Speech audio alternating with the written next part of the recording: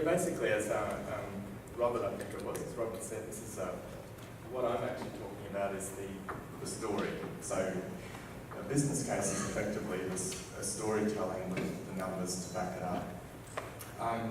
So I've been working for the last 18 months or so with David Mead and his team at AIMS and also the Great Barrier Reef Foundation, largely on the RAP program and the planning for that.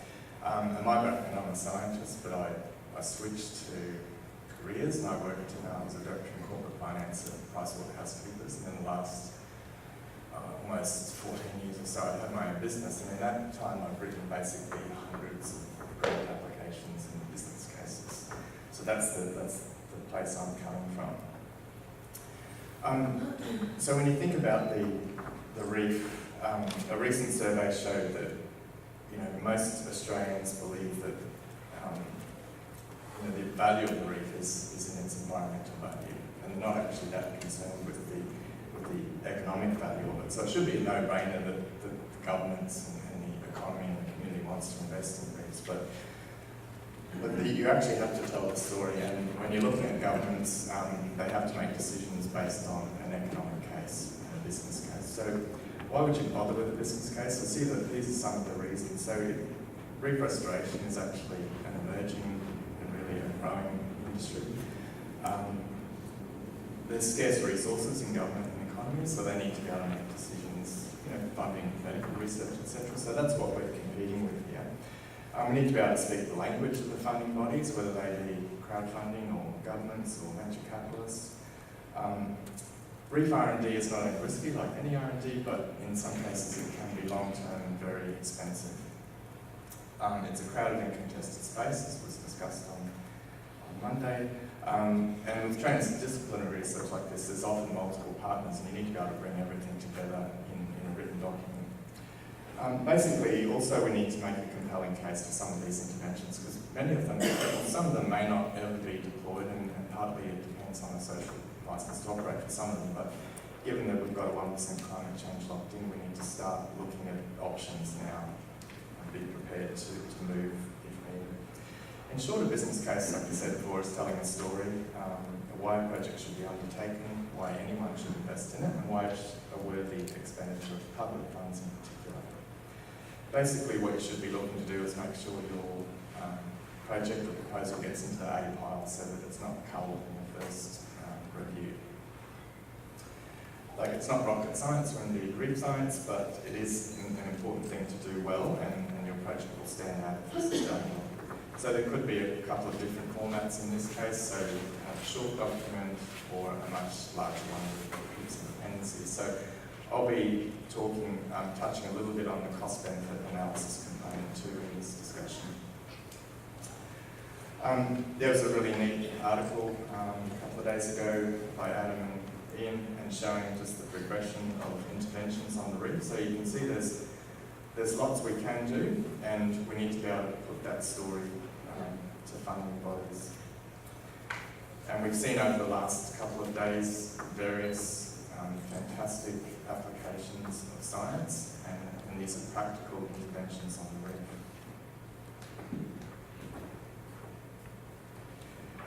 So for all of those applications, if we're looking at government funding bodies, and if you consider, for example, a grant application in this case and looking at these are the typical funding criteria that a public funding body will put on an application.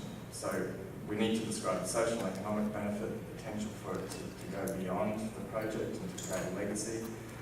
There needs to be domain leadership in the team in terms of the disciplines that are covered.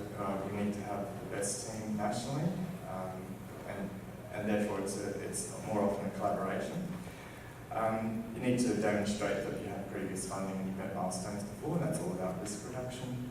You need to have high-end user involvement. Again, that's risk reduction, showing what you're developing and producing is actually meeting a market need. And then a transition plan post-funding, because no government likes funding something thinking you're going to come back immediately for more money, unless it's another compelling case, of course.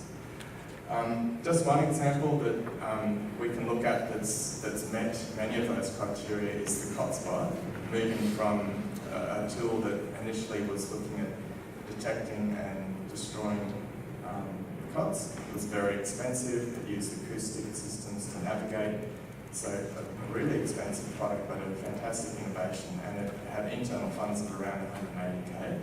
And then it won the Google Innovation Challenge. Its choice, it got it 750,000 K. And so Matt was then able to take the hotspot from a technology readiness level 1 to TRL 8.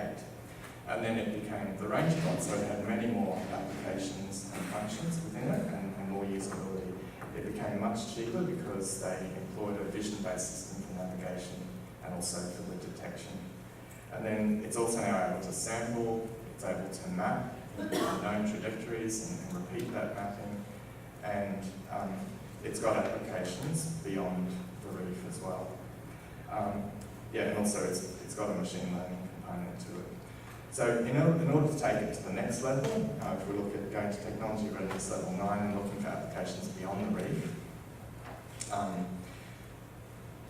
Matt would need to be thinking about the typical criteria you might see from a venture capital investor. It's not to say that you're necessarily going to VC, but these are the things that VCs look for, because they're looking, not as governments are looking for a return in terms of economic benefit, which can be social benefit as well, whereas VCs and other investors are looking for a return on their capital.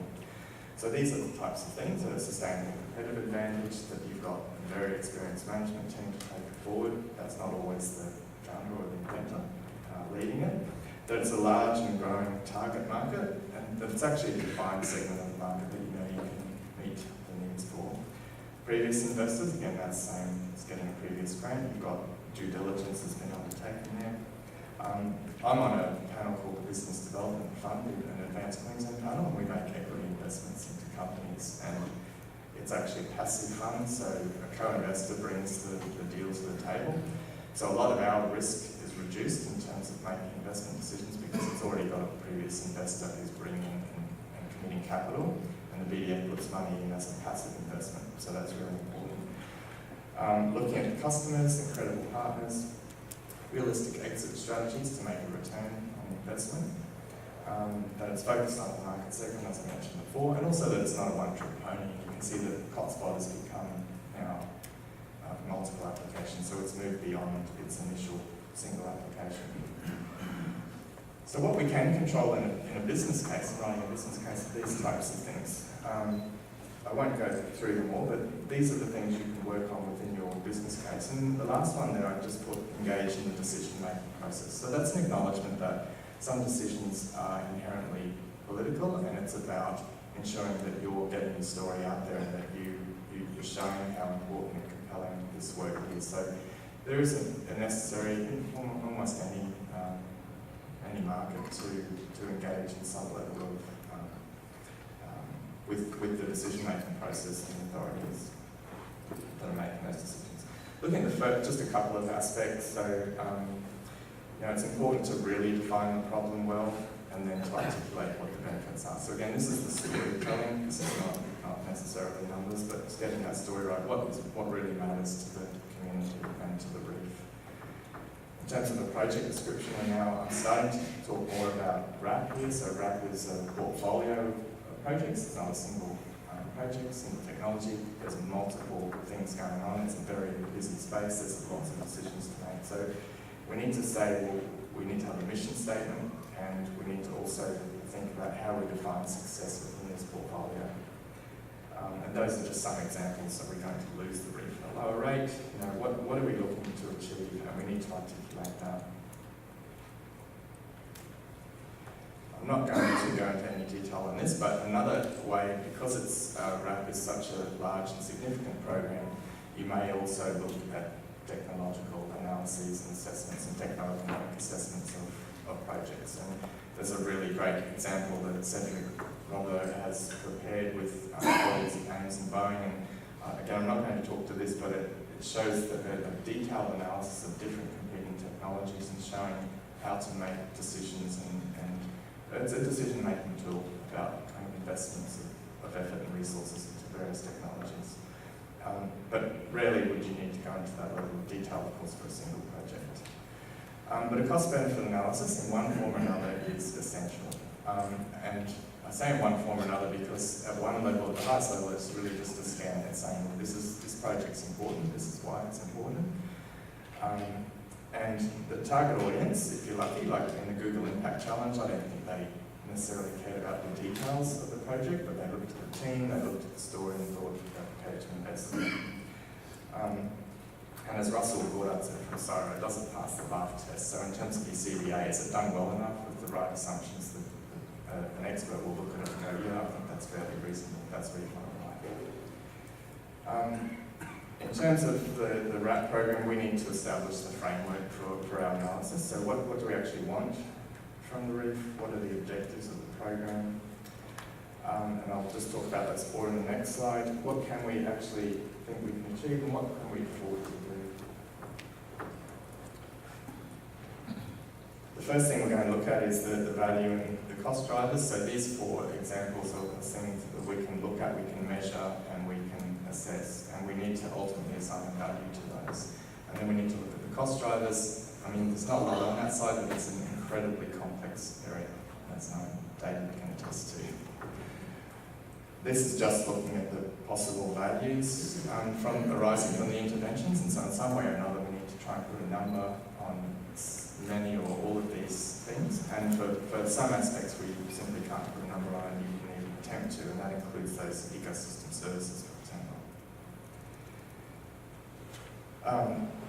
What we have to do too is we need to create a baseline, so the black line there would be a baseline of how the reef might perform. It's just an illustration under various climate change scenarios. And then if we look at the four interventions in this case, what we're trying to model is how can our interventions change the future for the reef.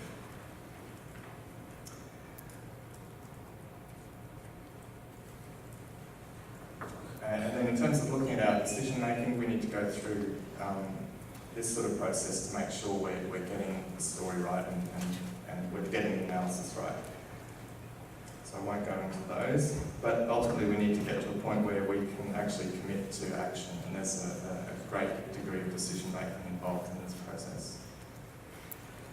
So I'll finish on that slide. It's just an illustration that apart from what I've spoken about now, these are all the things that I haven't mentioned, and these are particular concepts and issues that are relevant to our analysis, which in some way or another we need to be across as we proceed.